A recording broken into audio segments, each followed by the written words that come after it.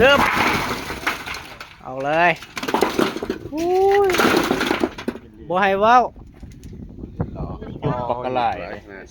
มันเป็นไม้ดิบมันเลยยุบหลายอันนี้ไม้หงเลื่อย ไม่ใช่เรื่องอะไรเนี่ยไปกับลุงเอาใส่มัน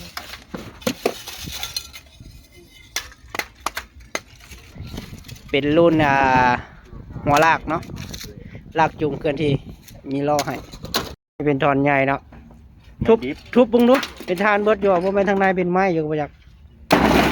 โอ้มันละสิเหลือยังพี่น้องเอ้ย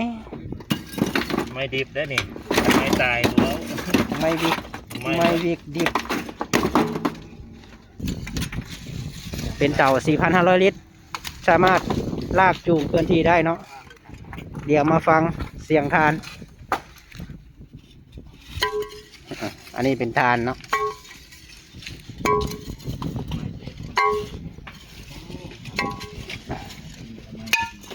นั่นอัปเดตการเก็บทานจากเตาอบเนาะปัจจุบันผ่านไปแล้ว28 กระสอบเดี๋ยวมาเบิ่งทานในเตาเนาะตัวนี้เป็นไม้วิกขนาดใหญ่ละ พี่มันยังให้ไม่ดิบพี่ให้เขาเบิ่งอีกไม้ที่ห่อเข้าไป การเก็บทานออกจากเตาถือว่าสำเร็จเนาะรวมจำนวนทานที่ได้100กับ10สอบ110สอบเนาะไม่ก็10ประมาณนี้ทาน110สอบ ดังแป้งๆแล้วนะ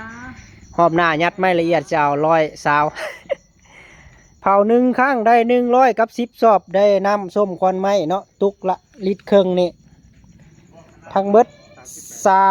37ตุกถือว่าเขาเก็บบ่เบิดเขาปล่อยถิ่มแน่เนาะแต่ว่าเตาเป็นเตาขนาด 4,500 ลิตรนะ